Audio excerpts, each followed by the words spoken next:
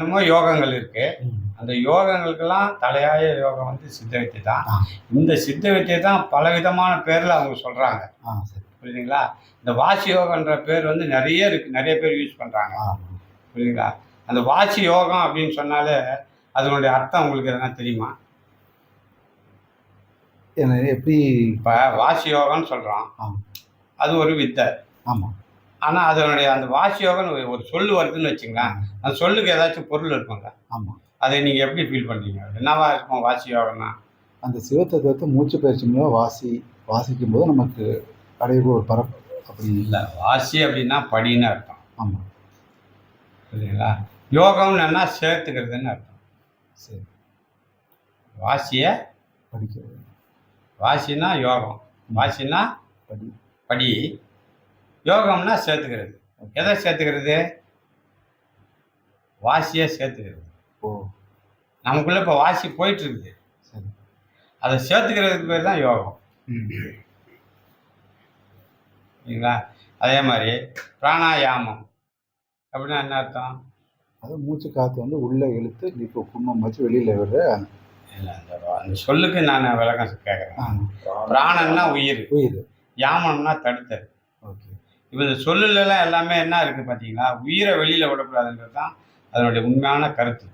ஆமாம். எனர்ஜி வெளியில் போகக்கூடாது. அதை சேவ் பண்ணணும். ஜீசஸ் கூட அதை தான் சொல்கிறாரு. ஜீவனை ரட்சின்னு சொல்கிறாரு. இப்போ இந்த வார்த்தையில் வார்த்தையில் கூட என்ன இருக்குது பாருங்க.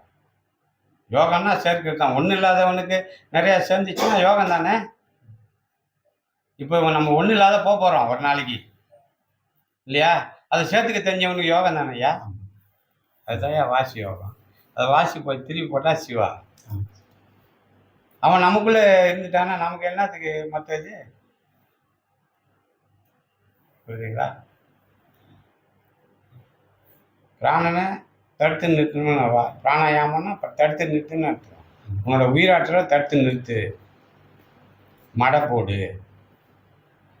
அதை போடாத தான் பேர் தான் மடையன். ஏன்னா இப்போ குருநாதர் வந்து ஒரு கரிக்குலமே வச்சு இதுக்குன்னு ஒரு டெர்மினாலஜி அழகாக கொடுத்துருக்காரு.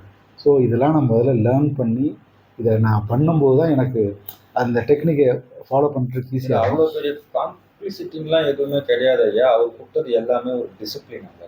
இல்லை டிசிப்ளின். பட் நான் எப்படி சொல்கிறேன்னா அந்த டிசிப்ளின் நம்ம வந்து உடல் அளவில் மனதளவில் நம்ம அதை ஒரு தயார்படுத்துகிற ஒரு ஸ்டேஜ்னு ஒன்று இருக்குங்க. ஸோ அந்த மாதிரி இப்போ அந்த புக்ஸ் எல்லாம் நம்ம படிக்கும்போது இப்போ என்ன இருக்குது என்ன நமக்கு முழுசாக தெரியும். இப்போ நான் கண்டிப்பாக நான் நீங்கள் அதை படித்தா உங்களுக்கு அது நல்லா புரியும். ஏன்னா நீங்கள் படிப்பில் பிஹெச்டி முடிச்சிருக்கீங்க இல்லையா?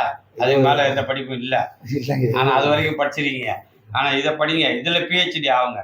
ஏன்னா அதுதான் இவங்கெல்லாம் கண்டிப்பாங்க. அது அவங்க வந்து தன்னைத்தானே படிச்சுக்கிட்டவங்க. வெளிப்படிப்பு கிடையாது. வெளிப்படிப்பில் நீங்கள் பிஹெச்டி படிச்சிட்டீங்க.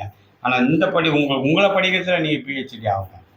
இல்லைங்களா? அது அப்போ அதனுடைய இது சாராம்சம் அதில் இருக்குது. சித்த வேதம் நடவடிக்கை படிச்சிங்கனால உங்களுக்கு அதில் விஷயம் எல்லாமே புரியும். அதில் எனக்கு ரொம்ப அட்மையர் ஆனது வந்து இந்த கதி, அதே மாதிரி இந்த ஊதுதல். இப்போ அவங்க ஜெனரலாக மற்ற இடத்துல வேறு மாதிரி சொல்கிறாங்க. இப்போ இந்த ஊதுதல்கள் கிரியாவில் ஒரு விஷயமா பண்ணாங்க. அப்போ தான் இந்த ஊதுதல்கள் எப்படி அந்த இதெல்லாம் எனக்கு அதில் கொஞ்சம் ரொம்ப இன்ட்ரெஸ்ட் வந்ததுக்கு காரணம் வந்து இந்த கதின்ற விஷயம்லாம் ஜென்ரலாகவே இருக்குதுயா. நம்ம உலக வாழ்க்கையில் தமிழர்கள் மத்தியில் யூஸ் பண்ணுற வார்த்தை இந்த கதி.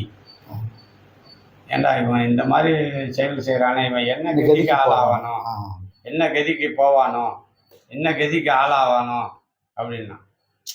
அப்போ நற்செயல் செஞ்சால் நற்கதி, இல்லைன்னா அதோ கதி. முடிஞ்சு போச்சு.